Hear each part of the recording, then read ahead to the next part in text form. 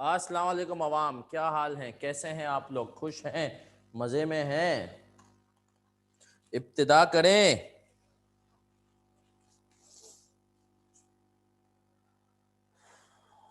आवाज़ आ रही है मेरा बच्चा?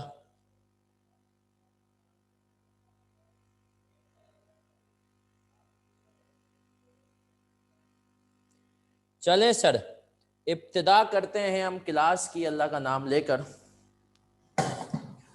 और सर इब्तिदा में हम क्या करेंगे? सर इब्तिदा में हम ये करेंगे कि सर सबसे पहले क्विकली बोर्ड मिटाते मिटाते हम अब तक जो हमने पढ़ लिया है वो रिवाइज करेंगे, और फिर आज आएंगे आखिरी चीज़ की तरफ, अफेक्टिवली कॉन्सेप्चुअली, कि हम तैयार हो पाए अब एक मिक्स सवालात की तरफ, पास पेपर्स के सवालात की तरफ। लेकिन सर हमेशा की तरह सबसे पहले जो अब तक पढ़ चुके हैं उसको रिवाइज करते हैं। सर अब तक हमने क्या पढ़ा था?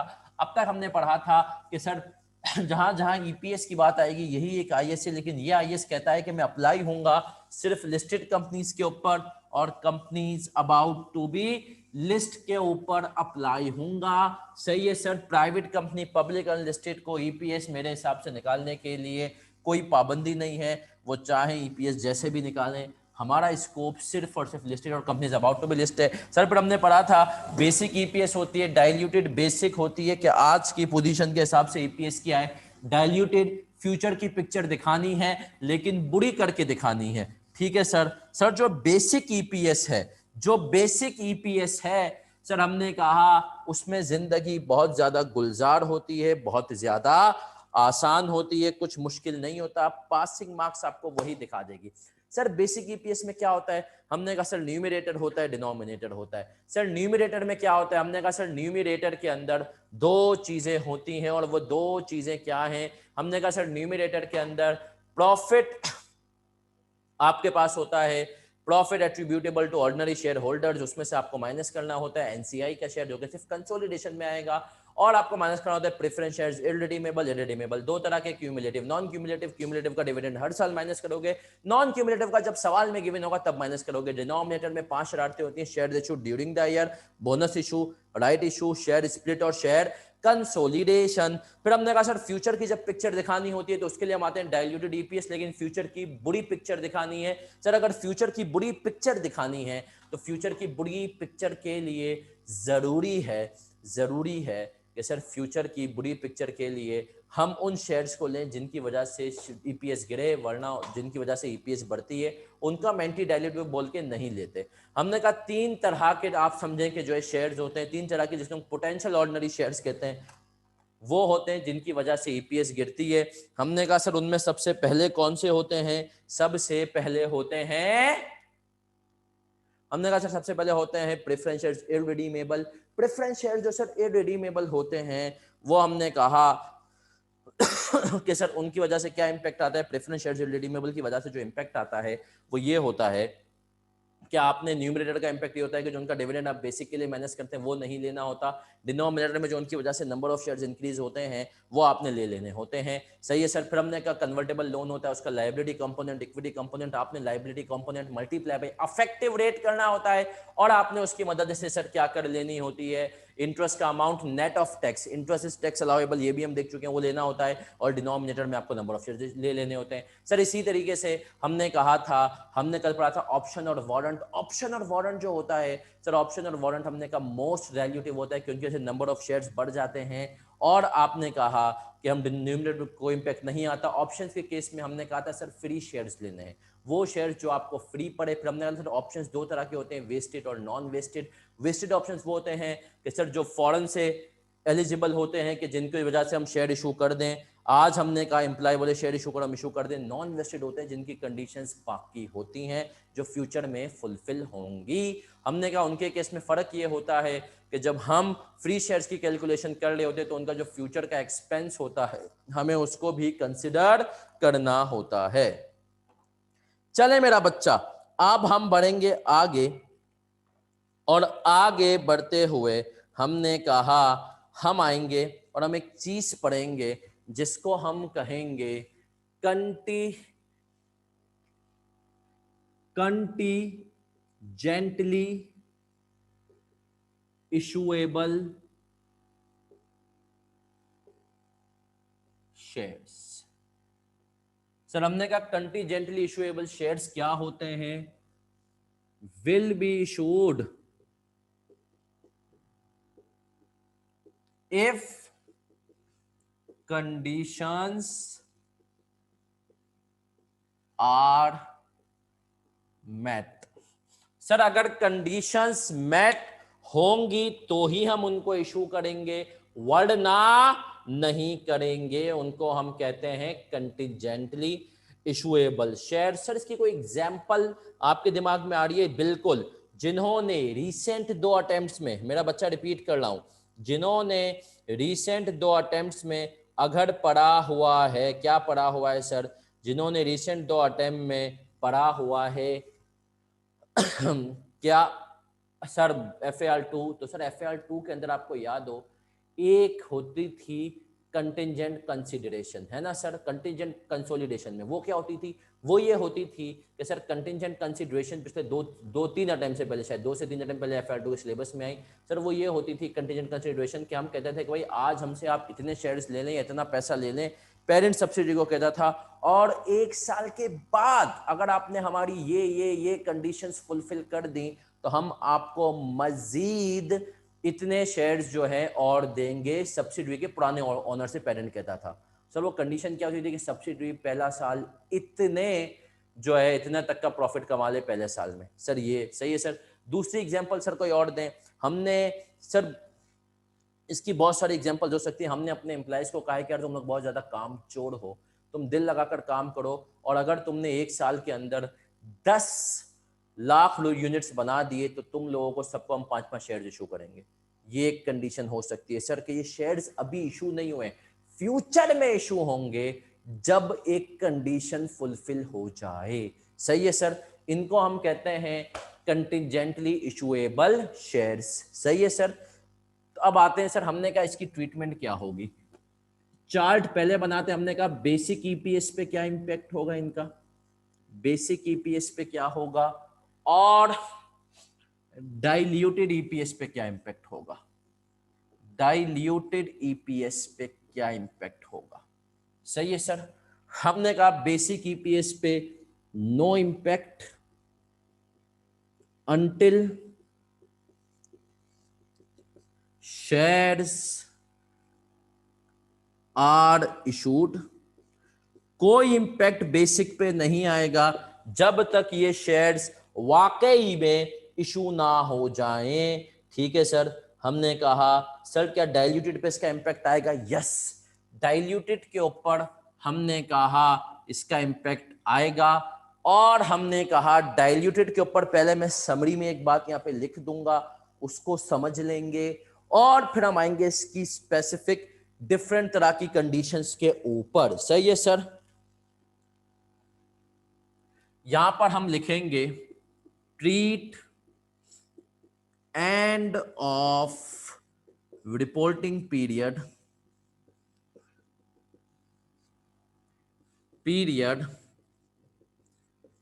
S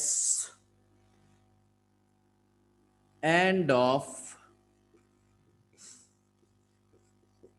contingency period. Sir end of reporting period को ट्रीट करना है एंड ऑफ कंटिजेंसी पीरियड। सही है sir. If conditions are met at end of reporting period, reporting period का मैं शॉर्ट फॉर्म लिख रहा हूं RP, RP is reporting period, then take their impact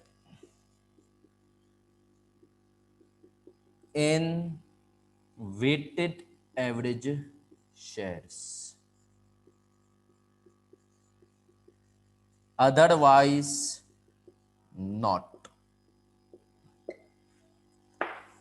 चले मेरा बच्चा कॉपी करें ये, फिर आगे बढ़ते हैं, समझते हैं ये क्या कहना चाह रहा है। जल्दी से कॉपी करें।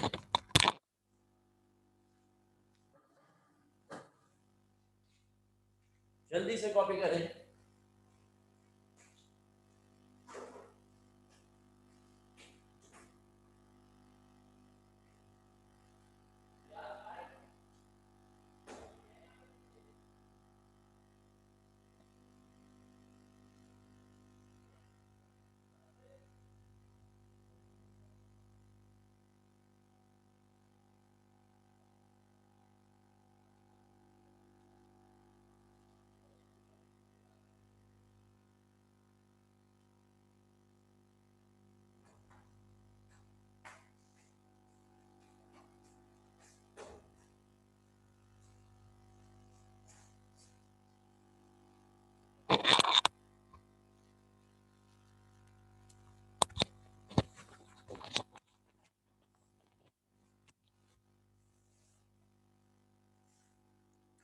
Contingently issuable shares will be issued if conditions are met. Basic EPS, diluted EPS, basic के साथ लिखा है, इनका कोई इंपैक्ट नहीं है until shares are issued. Diluted EPS के साथ हमने लिखा है treat end of reporting period as end of contingency period. if conditions are met at the end of reporting period then take their impact on weighted average shares। और अगर conditions mat नहीं हुई हैं तो आपने इनका इम्पैक्ट भी weighted average shares में नहीं लेना। सर अब आए समझते हैं, ये जो अभी हमने लिखा है, हमने कहा सर इसको हम एक दफ़ा समझ भी लेते हैं कि कहना क्या चाह रहे हैं ना सर। कर लिया कॉपी बच्चा, बढ़ जाऊं आगे।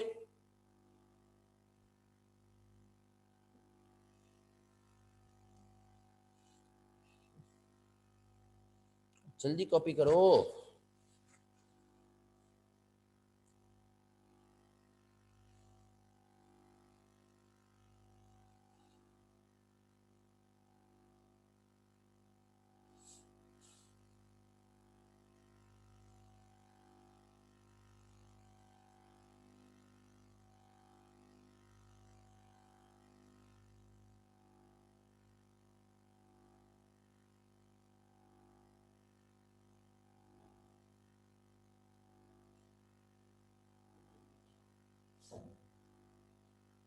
चले मेरा बच्चा, अब इसको समझाने जा रहा हूं मैं, सुनिएगा।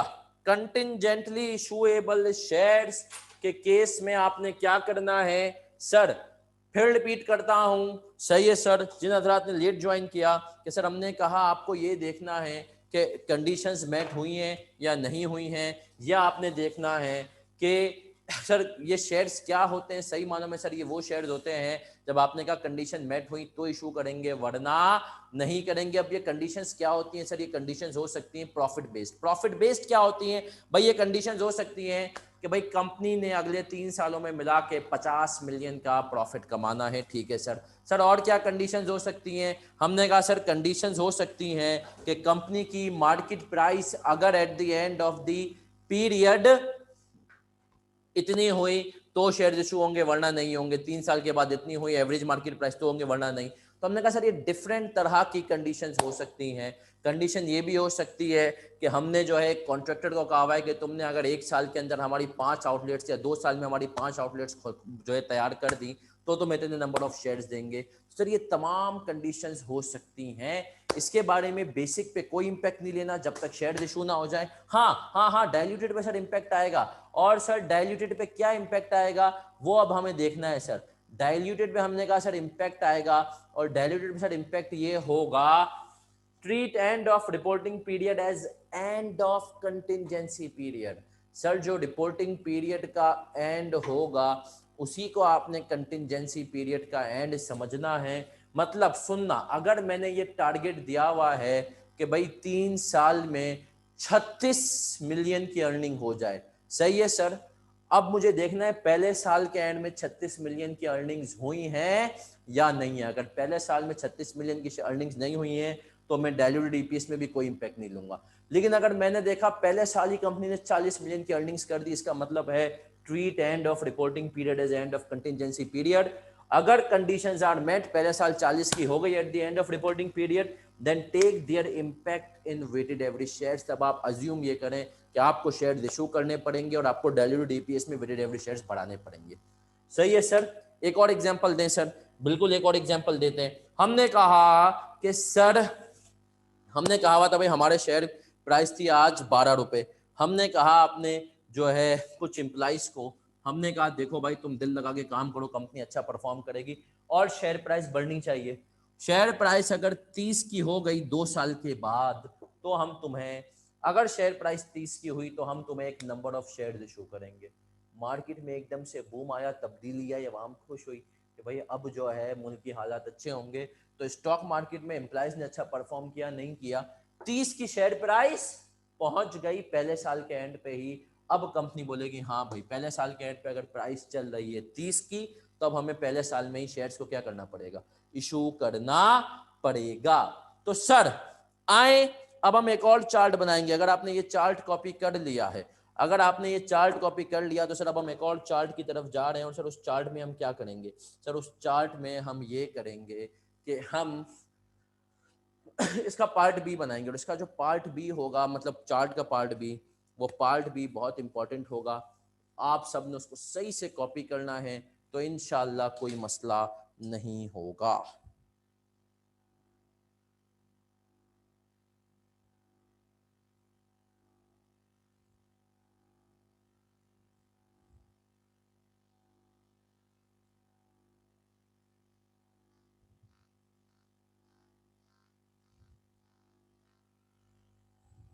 चलें सर, अब सबकी तवज्जो बोर्ड पे। ये मिटा रहा हूं कंटिजेंटली।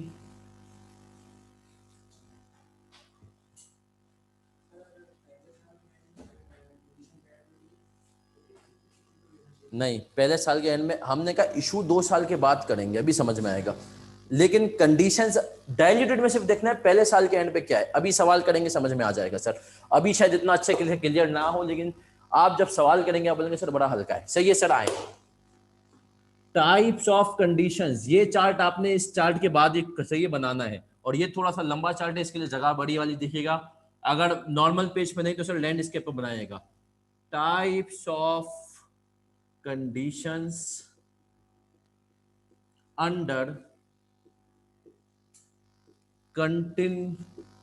contingently issuable shares, issuable shares, types of conditions under contingently issuable shares। अब आए सर, 3 तरह की कंडीशंस हो सकती हैं।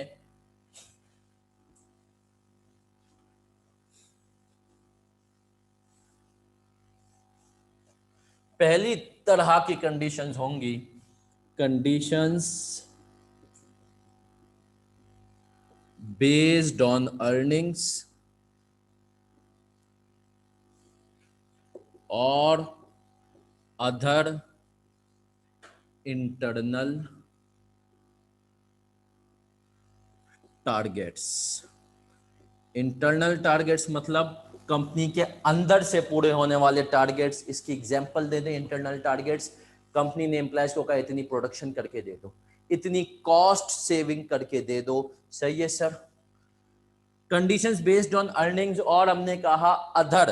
अदर कौन से टारगेट सर? हमने कहा अदर जो है हमारे पास उसके टारगेट, नॉर्मल टारगेट है।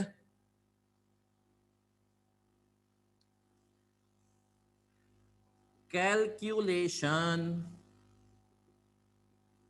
ऑफ डाइल्यूटेड, डीईपीएस का मतलब है डाइल्यूटेड अर्निंग पर शेयर। सही है। विल बी बेस्ड ऑन, खैरियत अभी आया है। अच्छा अच्छा, will be based on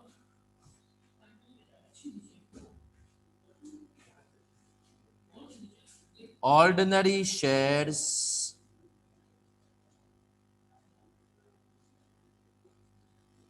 that would be issued, ordinary shares that would be issued if the amount of earnings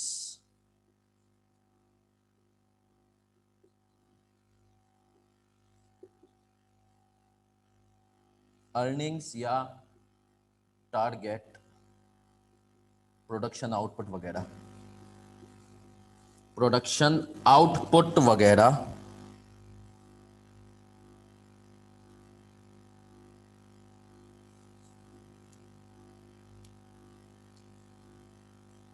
at end of reporting period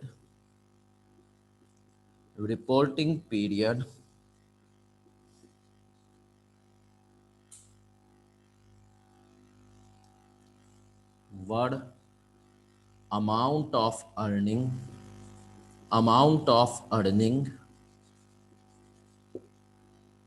at end of contingency period, end of contingency period। Sir ये थोड़ा सा लंबा है, लेकिन हमने कहा sir कोई मसला नहीं, मैं पढ़ भी देता हूं। conditions based on earnings or other internal targets, calculation of diluted earning per share will be based on ordinary shares that would be issued if the amount of earnings target production output of end of reporting period what amount of earnings at the end of contingency period। Sir ये वही तो बात है जो अभी हमने पिछले chart में पढ़ी कि आपने रिपोर्टिंग पीरियड के एंड पे देखना है कि कंटिंजेंसी पीरियड पे क्या है, बिल्कुल वही बात है। बस थोड़ी सी इसमें एक शरारत है, वो मैं आपको बताऊंगा क्या शरारत है। ये कॉपी कर लिया आपने तो फिर हम इसका एक सवाल भी करेंगे और सवाल में देखेंगे क्या शरारत थी एक्चुअल में, है ना सर? अगर आपने कर लिया कॉपी तो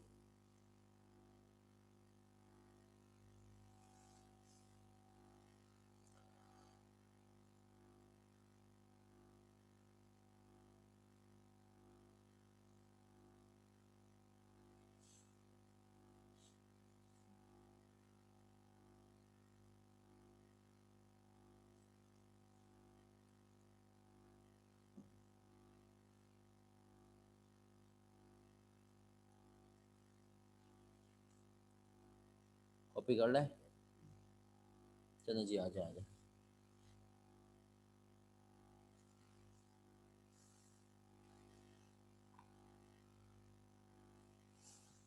कर लिया कॉपी तो सर अच्छा ये चार्ट मैं आधा बनाऊंगा, एक एग्जांपल कराऊंगा और फिर आपने करना है। मतलब आप इस चार्ट को पूरा एक साथ बनाएंगे, मैं एक पार्ट कराऊंगा फिर इतना बोर्ड मिटा के अगला पार्ट करवाऊंगा, आपके पास ये चार्ट जो है पूरा एक साथ होगा। ठीक है सर? कर लिया कॉपी तो लिखो भाई यस सर। इस चार्ट की बेटा मैं वही कह रहा हूं, 3 साइड्स हैं, पहला दूसरा तीसरा। मैं पहली साइड मैंने लिख दी, इसके ऊपर सवाल करवाऊंगा क्योंकि मेरे पास बोल्ड लिमिटेशन है, आपके पास रजिस्टर लिमिटेशन नहीं है, तो मैं इसके ऊपर सवाल कराऊंगा और फिर इस चार्ट के ऊपर वापसी आऊंगा। आपने जब तक क्या करना है, पहली साइड लिखी है, बाकी जगह छोड़नी है, 3 साइड है, आपने एग्जाम्पल फिर करनी है और फिर वापस आपने इस चार्ट के ऊपर आ जाना है। आपने एक ही चार्ट, मतलब आप लास्ट डे जब रिवाइज करें तो आपके पास ये एक ही चार्ट के अंदर तमाम चीजें आ जाए। ठीक है सर?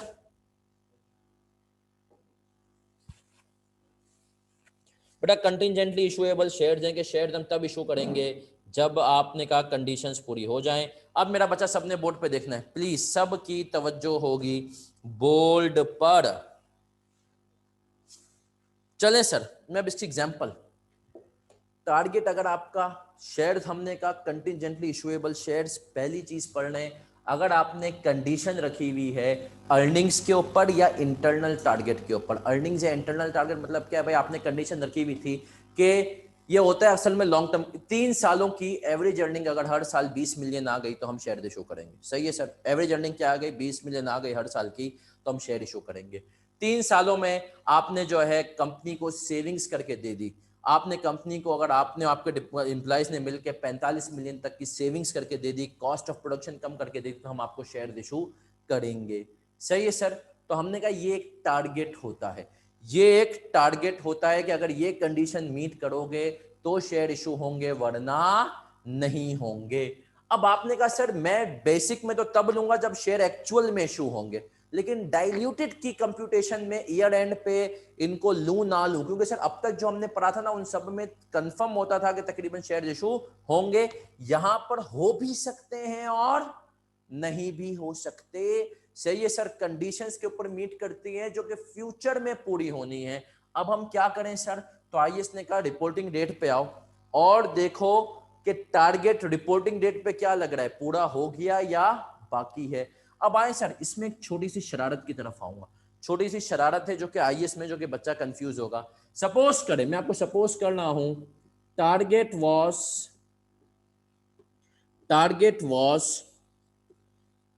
एवरेज अर्निंग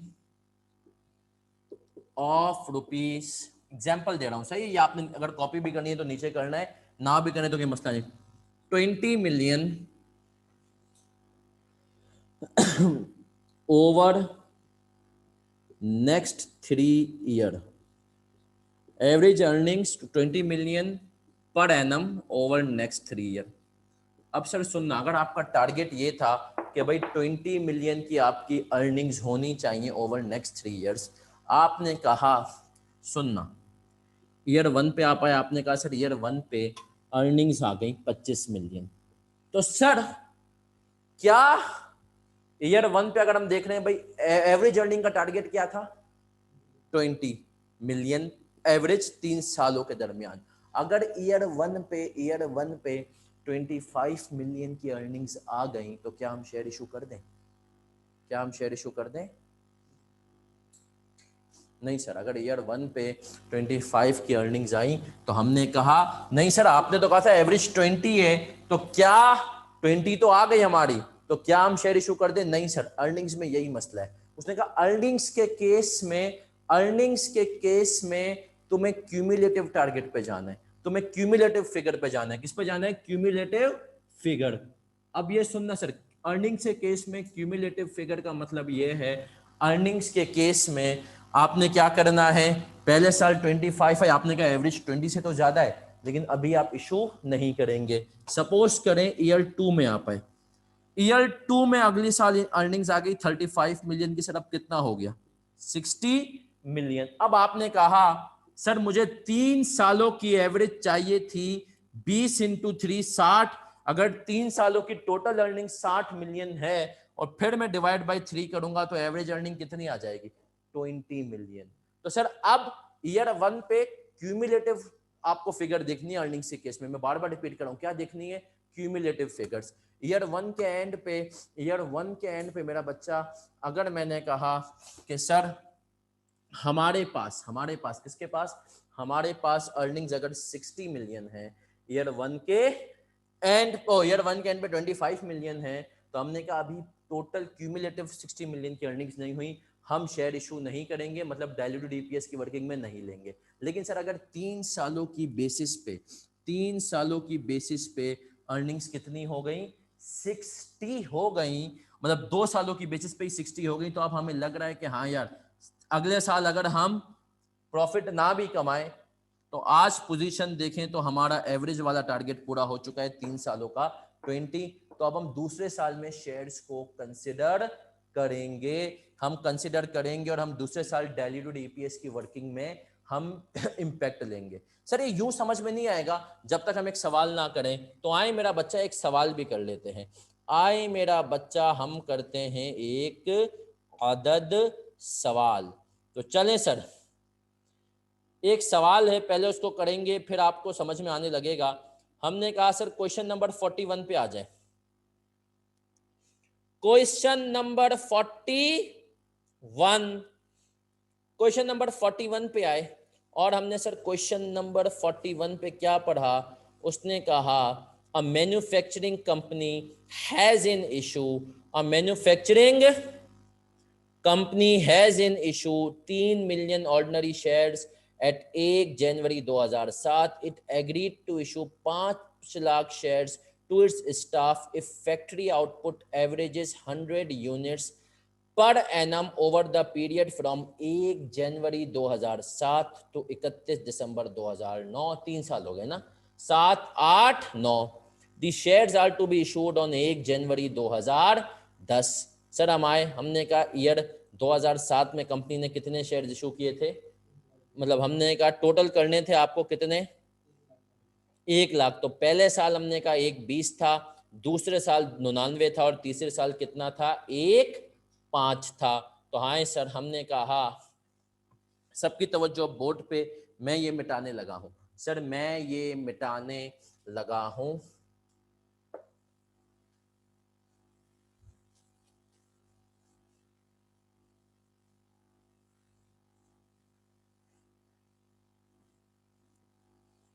और हमने कहा सर इस सवाल पे हम आते हैं, हम इस सवाल पे आते हैं और हमने कहा हम कंप्यूट करेंगे बेसिक और डाइल्यूटेड ईपीएस। इसने कहा भैया 3 सालों की बेसिक भी बता दीजिए और 3 सालों की डाइल्यूटेड भी। ठीक है जी, हमने कहा बेसिक भी बताते हैं। भाई कौन कौन से साल थे, ईयर 1 2 3 है नहीं, 2007 8 9 ना। तो हमने कहा 2009, 2008 और 2007। अभी कोई कॉपी नहीं करना। बेसिक ईपीएस सर याद रखें, सवाल में पासिंग मार्क्स निकालना सीखें।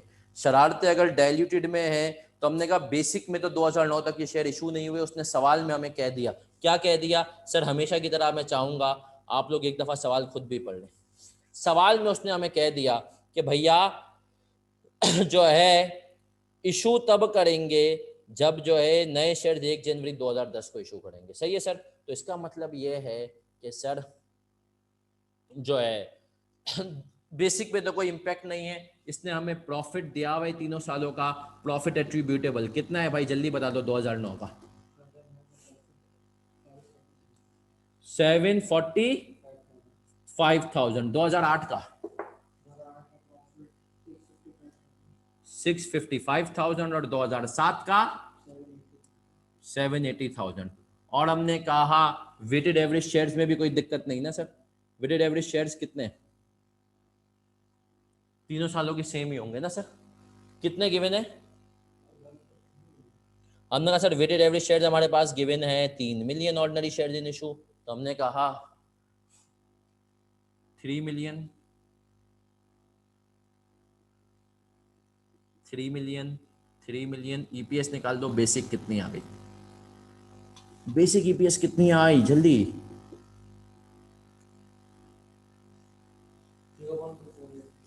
0.2483। ये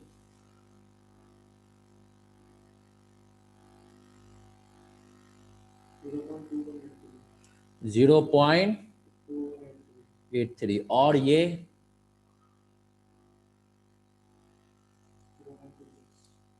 0.26।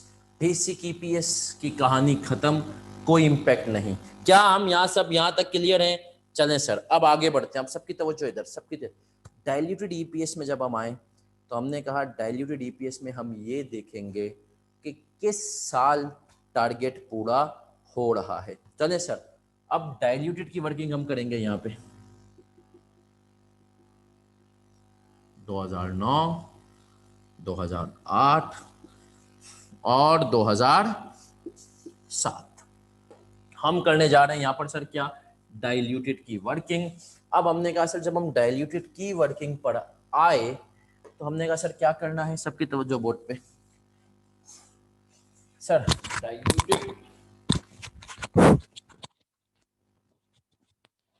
डाइल्यूटेड की वर्किंग पे आपने 2007 में चेक किया। पहले आपने कहा सर क्यूमुलेटिव टारगेट निकाल देते हैं। क्यूमुलेटिव टारगेट कितना था, क्यूमुलेटिव टारगेट कितनी अर्निंग होने चाहिए थे भाई, अगर एक साल का 1 लाख है तो टोटल देखो सर 3 लाख यूनिट्स होने चाहिए थे। जिस दिन तुमने कहा 3 लाख हो जाएंगे उस दिन तो अर्निंग्स की अगर बात करेंगे ना तो बेशक उसने एवरेज लिखा है, लेकिन आपने देखना है क्यूमुलेटिव बेसिस पे। यही तो कह रहा है calculation of DPS will be based on ordinary shares that would be issued if the amount of earnings target production output at the end of reporting period were amount of earnings at the end of contingency period। तो आपने कहा total target था लाख पर साल, तो 3 साल में ये होना चाहिए था 3 लाख। लेकिन पहले साल सिर्फ कितने यूनिट्स बन रहे हैं, पहले साल कितने यूनिट्स बन रहे हैं जल्दी बताओ। हमने कहा सर पहले साल जो यूनिट्स बन रहे हैं वो 1,20,000। तो बताएं सर क्या टारगेट पूरा हुआ, क्या टारगेट पूरा हुआ?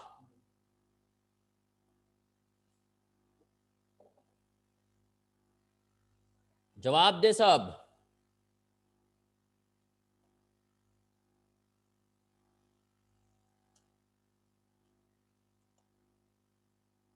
नहीं सर, हमने कहा टारगेट पूरा नहीं हुआ। अगर सर टारगेट पूरा नहीं हुआ तो पहले साल क्या डाइल्यूटेड ईपीएस में कोई फर्क आएगा बेसिक के मुकाबले में? नहीं सर।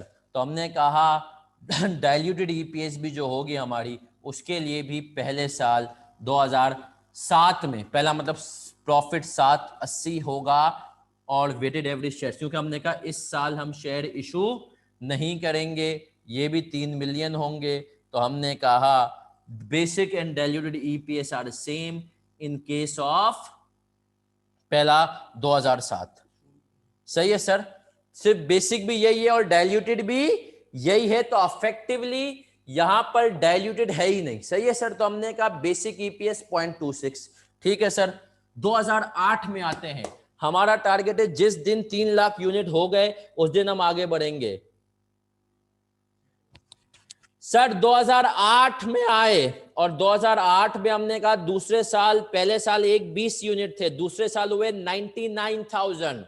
तो 120 प्लस 99 हमने कहा नहीं सर, अभी भी हमने कहा 219 हुए, जिस दिन 3 लाख होंगे तो हम जाएंगे। तो हमने कहा सर दूसरे साल भी टारगेट पूरा नहीं हुआ। सर अगर दूसरे साल भी टारगेट पूरा नहीं हुआ तो यहां भी सब कुछ ऐसा ही है, 6,55,000, 3 मिलियन। जैसे मैं आपको प्रेजेंटेशन के लिए शो करके बता रहा हूँ, प्रैक्टिकल लाइफ में फिर हम ये वर्किंग वगैरह करते ही नहीं। सही है सर, 0.2183। सही है सर। अब आते हैं तीसरे साल। तीसरे साल सर आए 2009 में, और 2009 में क्या हुआ, क्या टारगेट पूरा हुआ? पहले साल हमने कहा 1,20,20,000 यूनिट थे, यस सर। दूसरे साल कितने थे? 99,000 2008 में, और 2009 में कितने थे भाई? 1,05,000। तो टोटल हो गए, डिवाइडेड बाई 3 करें तो हमने कहा 1 लाख से ज्यादा ही हो गए ना सर। हमने कहा तकरीबन ये हो गए शायद 1,08,000, है ना? हाँ सर, 324 डिवाइड बाई 3। तो अब एवरेज का टारगेट पूरा हो गया, हमें 3 लाख चाहिए थे, ये कितने हो गए? 324, और एक साल की एवरेज भी 1,08 आ गई। असल टारगेट था 3 लाख का, और यहां पर इन तीनों को मिला के हमने कहा 3,24,000 शेयर इशू हो गए। अब हम डाइल्यूटेड ईपीएस की वर्किंग में इन शेयर्स का लेंगे सर इम्पैक्ट। और हम क्या कैसे इम्पैक्ट लेंगे? हमने कहा कि सर यहां पर प्रॉफिट वही रहेगा, कितना? 7,45,000। ठीक है सर। वेटेड एवरेज शेयर्स में हम ले लेंगे 3 मिलियन शेयर्स नॉर्मल थे, बाकी हमने कहा नए शेयर्स कितने आ रहे हैं सर? हमने कहा 5 लाख, तो हम इसको कर देंगे 3 मिलियन प्लस 0.5, 3.5 मिलियन। तो भाई ईपीएस कितनी आ गई डाइल्यूटेड वाली, जल्दी बताओ। 0. तो सर ये हो गया हमारी पहली कंडीशन। फिर रिपीट कर रहा हूं, अगर अर्निंग्स पे या इंटरनल टारगेट्स प्रोडक्शन वगैरह का होगा तो आपने क्यूमुलेटिव फिगर पे देखना है कि अगर बेशक वो एवरेज की बात कहे, पर आपने कहा अगर उसने एवरेज भी कहा है तो 3 साल में टोटल उसको कितने का टारगेट चाहिए, कितने का प्रॉफिट चाहिए, कितने का आउटपुट चाहिए? 3 लाख का। अगर टोटल 3 लाख का है तो जिस भी साल 3 लाख के फिगर पहुंच जाए, अब आपने क्या करना है, उस साल डाइल्यूटेड में उसकी फिगर को, उसके इंपैक्ट को ले लेना है। ठीक है मेरा बच्चा, क्लियर है? तो लिखो भाई सीसी।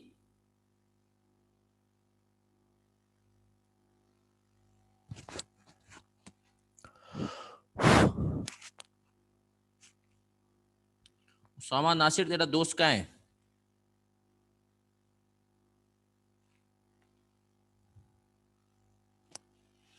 मेरा बच्चा अगर क्लियर है तो लिखो सीसी।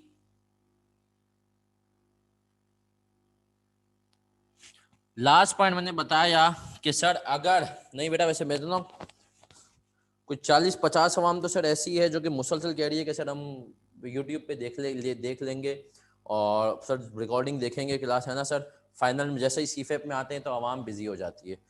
तो सर क्लियर है आप लोग?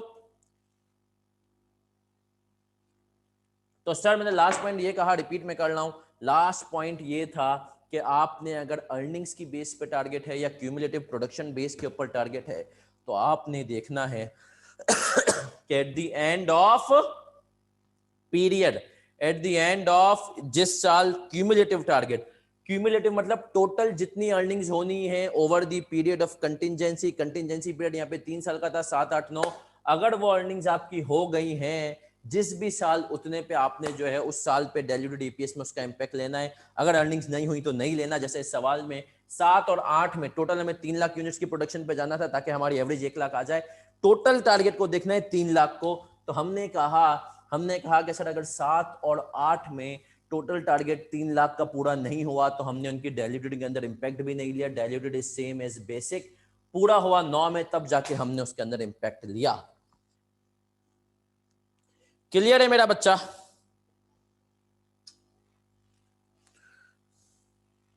तो बोलो यस सर।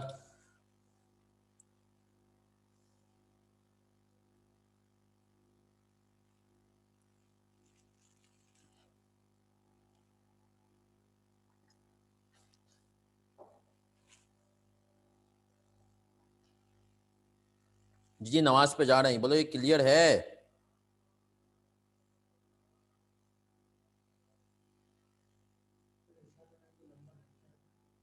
चलते हैं, लेकिन फिर वो जमात थे यार, आवाम जो है ना चाहती है सर जमात से एक ब्रेक दे दें।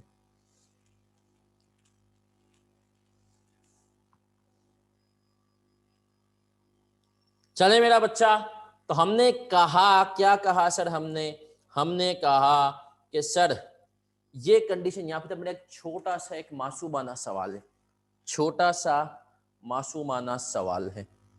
सवाल क्या है सुनना, सवाल नहीं मतलब एक एक्सप्लेन करनी है आपको, एक चीज एक्सप्लेन करनी है, इसके बाद नमाज के ब्रेक पे जाऊंगा। सर सपोज करें अब प्रॉफिट का टारगेट था, प्रॉफिट टारगेट ये था 1 लाख की अर्निंग 3 सालों में, टोटल अर्निंग्स होनी चाहिए थी 3 लाख। कितनी होनी चाहिए थी? 3 लाख। तो हमने कहा ये 3 लाख का टारगेट था। ईयर 1 में अर्निंग हुई 1,20 की, हमने कहा ओवरऑल टारगेट अचीव नहीं हुआ। ईयर 2 में अर्निंग हुई 1,90 की, टोटल कितना हो गया? 3,10। तो सर क्या इस साल ईयर 2 में डाइल्यूटेड ईपीएस की वर्किंग में मैं नंबर ऑफ शेयर, सपोज करो यही कहानी थी 5 लाख शेयर्स इश्यू होने थे, तो क्या मैं 5 लाख शेयर्स यहां पे ऐड कर दूंगा या नहीं? यस या नो, यस या नो बच्चों जल्दी।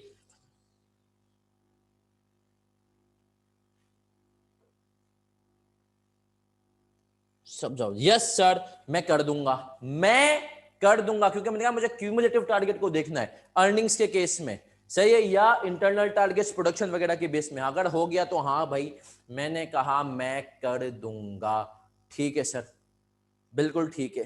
अब सुनना सर, 3,10 हो गया, मैंने कर दिया।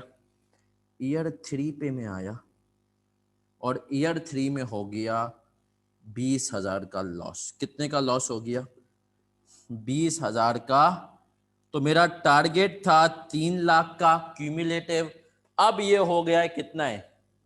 2,90। अब ईयर 3 में सर करूंगा क्या? ईयर 3 की ईपीएस में करूंगा?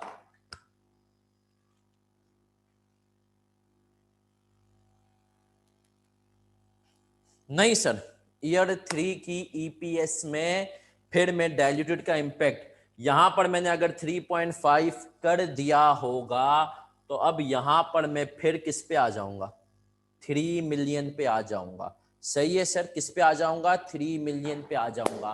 अब एक मासूमाना सवाल है, फिर हम जाएंगे नमाज की ब्रेक पे। बस एक छोटा सा और कॉन्सेप्ट, आइए सेठ, तुम लोगों को याद है उसका नाम क्या था? आइए सेठ का क्या नाम था? आइए सेठ, changes in accounting estimates errors, है ना सर? और हमने कहा अब सर सुनना, और हम ईपीएस मतलब हम उसमें तुम्हें याद होगा एक बराबर वाले कॉलम में रीस्टेट लिखते थे। क्या लिखते थे? रीस्टेट लिखते थे। अब मेरा एक सवाल है, सर ईयर 2 में आपने डाइल्यूटेड की वर्किंग में इस बेसिस पे कि क्यूमुलेटिव टारगेट भाई पूरा हो गया ईयर 2 पे, ये हमें कहता है कि रिपोर्टिंग पीरियड, ईयर 2 के रिपोर्टिंग पीरियड को देखो, अगर ये एंड ऑफ कंटिजेंसी पीरियड होता तो टारगेट पूरा हो गया। आपने कहा हाँ, कंटिजेंसी पीरियड में भी 3 लाख का प्रॉफिट चाहिए था, क्यूमुलेटिव ईयर 2 में भी क्यूमुलेटिव कितने का हो गया, 3,10,000 का टारगेट पूरा हो गया, आपने कर लिया। लेकिन ईयर 3 में 2009 में मतलब फिर से आपने कहा टारगेट पूरा नहीं हुआ और आपने इसको डाइल्यूटेड ईपीएस को रिवाइज कर दिया। लेकिन सर क्या 2008 की जो आप डाइल्यूटेड ईपीएस पेश कर चुके हो उसको हम रीस्टेट करेंगे? तो जवाब है नहीं करेंगे। याद रखना ईपीएस सिर्फ 4 केसेस में रीस्टेट होती है। नोट कर लो, नोट कर लो, नोट कर लो, ईपीएस सिर्फ 4 केसेस में रीस्टेट होती है। सही है, बल्कि इसको कर लो, ईपीएस को 5 केसेस में ईपीएस रीस्टेट होती है। 5 केसेस में ईपीएस रीस्टेट होगी, और कोई केस नहीं है जिसमें रीस्टेट होगी। पहला केस बोनस, बोनस के केस में EPS will be restated in case of, फिर 1 2 3 4, बोनस के केस में होगी, राइट इशू के केस में होगी, शेयर स्प्लिट में होगी, शेयर कंसोलिडेशन में होगी, और एरर की वजह से होगी। Bonus, right issue, share split, share consolidation और एरर, इन 5 केसेस में सर ईपीएस रीस्टेट होगी।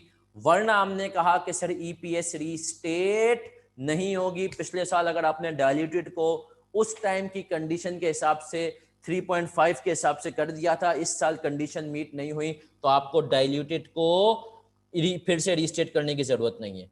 चले मेरा बच्चा, हम ले लेते हैं नमाज का ब्रेक। और कितनी देर का सर ये ब्रेक है? सर ये ब्रेक है, हम लेते हैं 15 मिनट का। 15 मिनट के ब्रेक के बाद हम मिलते हैं और आगे बढ़ते हैं। चलें सर।